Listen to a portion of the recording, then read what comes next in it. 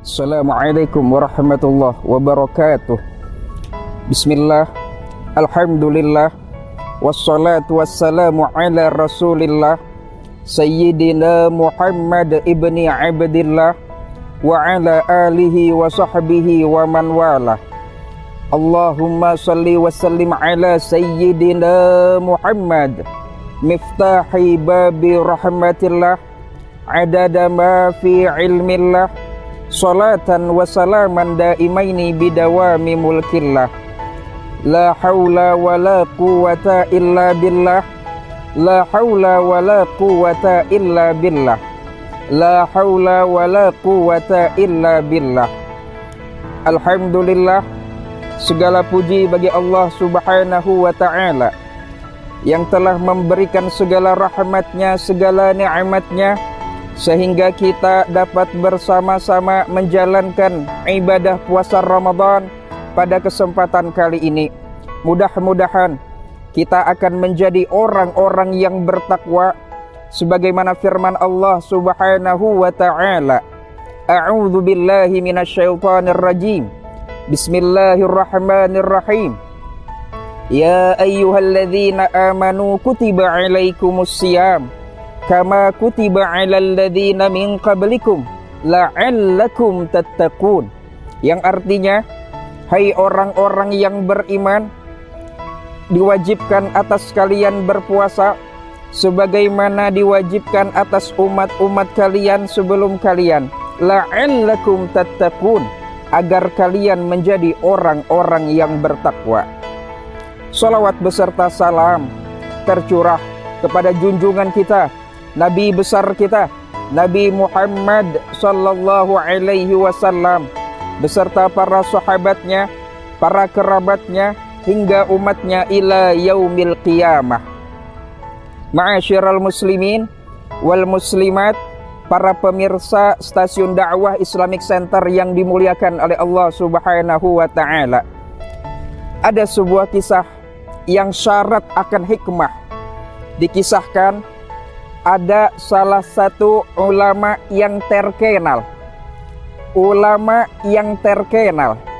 Kalau ulama terkenal itu biasa, tapi ulama yang terkenal artinya ulama yang benar-benar terkenal. Siapakah beliau?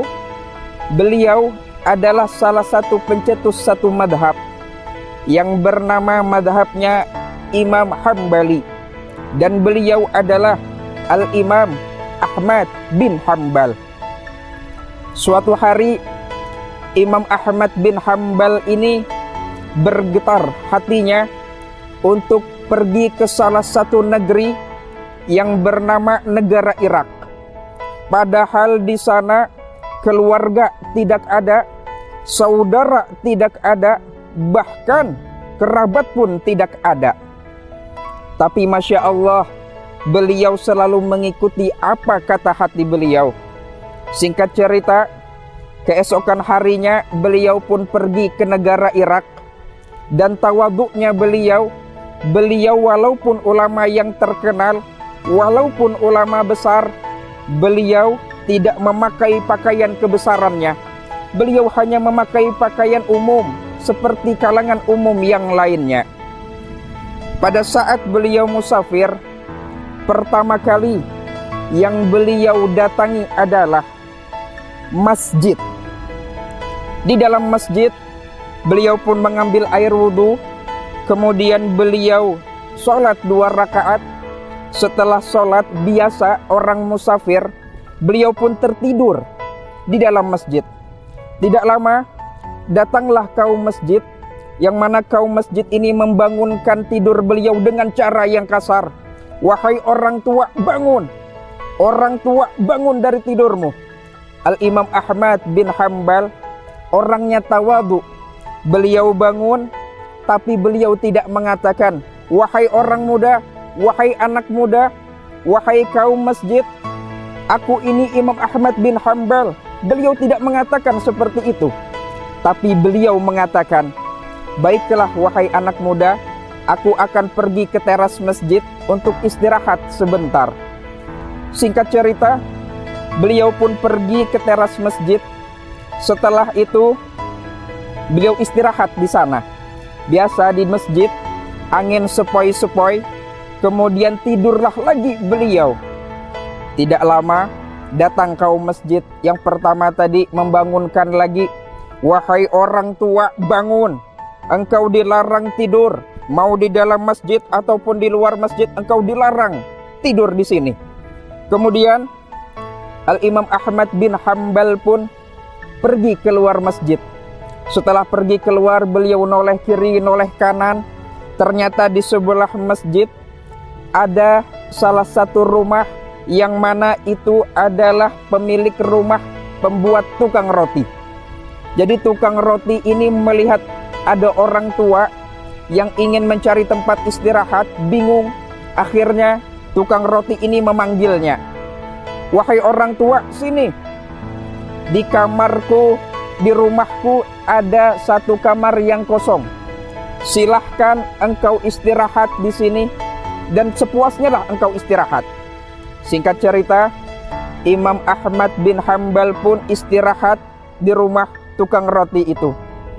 Tapi Masya Allahnya, sambil istirahat, Imam Ahmad bin Hanbal mengintip apa yang dikerjakan oleh tukang pembuat roti.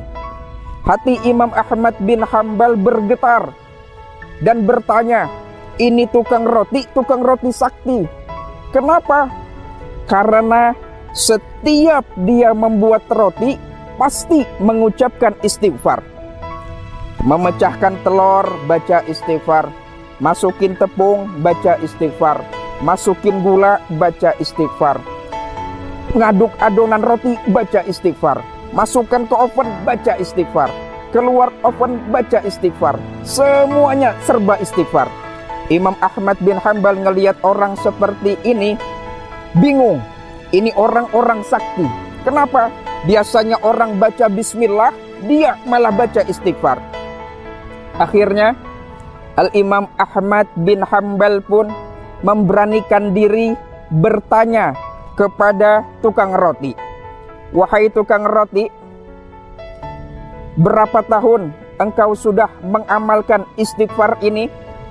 Kemudian tukang roti mengatakan, wahai Imam Ahmad, wahai orang tua, tukang roti tidak tahu kalau di depannya ini Imam Ahmad bin Hanbal. Jadi tukang roti mengatakan, wahai orang tua, sesungguhnya sudah 30 tahun aku mengamalkan ini istighfar. Imam Ahmad pun bertanya lagi, apa yang sudah Allah berikan kepadamu selama engkau mengamalkan istighfar ini? Kemudian tukang roti mengatakan, wahai orang tua, sesungguhnya dari 99,9% cuma 1% yang belum Allah kabulkan. Imam Ahmad nanya lagi, oi tukang roti, 1%-nya itu apa? Kemudian tukang roti ngomong, dari 99,9% tinggal 1% yang belum dikabulkan oleh Allah. Imam Ahmad makin penasaran, langsung ngomong lagi dengan tukang roti, oi tukang roti, apa 1%-nya? Akhirnya tukang roti menjawab, wahai orang tua, sesungguhnya 1%-nya itu adalah aku berdoa kepada Allah Subhanahu wa ta'ala, semoga aku dipertemukan dan dihadapkan oleh salah satu ulama yang terkenal yang bernama Al-Imam Ahmad bin Hanbal. Imam Ahmad seketika itu menggigil dengan kuatnya, kemudian menangis sejadi-jadinya, dan beliau berdoa, ya Allah, pantaslah aku digerakkan ke negara Irak ini supaya bertemu dengan hamba-Mu yang mana sekarang 100% doanya sudah Engkau kabulkan dengan berkah membaca istighfar. Ma'asyiral muslimin wal muslimat, para pemirsa stasiun dakwah Islamic Center yang dimuliakan oleh Allah Subhanahu wa ta'ala. Dari cerita di atas dapat kita ambil beberapa pelajaran.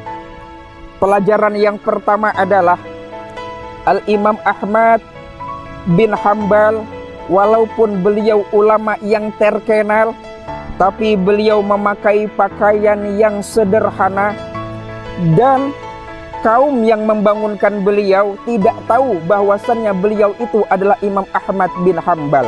Artinya adalah jangan menilai seseorang dari segi pakaiannya. Bahkan Rasul sallallahu alaihi wasallam bersabda, "Innallaha ta'ala la yanzuru ila ajsamikum wala ila suwarikum walakin yanzuru ila qulubikum." Sesungguhnya Allah Subhanahu wa ta'ala tidak melihat wujud kalian, tidak melihat rupa kalian. Yang Allah lihat adalah hati kalian. Artinya siapapun yang berhadapan dengan kita, hormatilah dia. Pelajaran yang kedua adalah barang siapa yang ingin dikabulkan oleh Allah Subhanahu wa ta'ala setiap doa-doanya, maka jangan segan-segan mengucapkan astaghfirullah, istighfar kepada Allah Subhanahu wa ta'ala. Sebagaimana sabda Rasul sallallahu alaihi wasallam, "Man aktsara minal istighfar."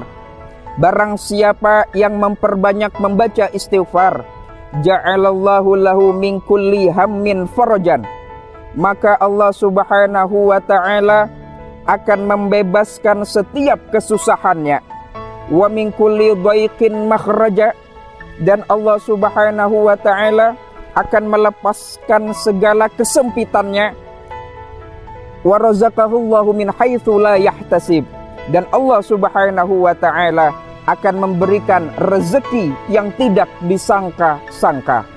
Ma'asyiral muslimin wal muslimat, para pemirsa yang dimuliakan oleh Allah Subhanahu wa ta'ala. Di dalam kitab Jawahirul Lu'lu'iyah, syarah daripada kitab Arba'in An-Nawawiyah, di sana dikatakan, man qara'a, barang siapa yang membaca astaghfirullah innahu kana ghaffara. Astaghfirullah innahu kana ghaffara. Berapa kali? 70 kali setiap harinya. Maka insya Allah Allah Subhanahu wa ta'ala akan mengabulkan setiap hajat-hajatnya dan mengabulkan setiap doa-doanya. Ma'asyiral muslimin wal muslimat rahimakumullah. Artinya adalah, mari di bulan Ramadan ini kita tingkatkan amaliyah kita kepada Allah Subhanahu wa ta'ala. Mudah-mudahan kita bisa mengamalkan istighfar secara istiqamah di bulan Ramadan ini maupun di bulan-bulan yang lainnya. Mungkin itu saja yang dapat kami sampaikan. Minta ampun, minta maaf, minta halal, minta ridha dunia akhirat. Hadanallahu wa iyyakum ajma'in. Wassalamu alaikum warahmatullahi wabarakatuh.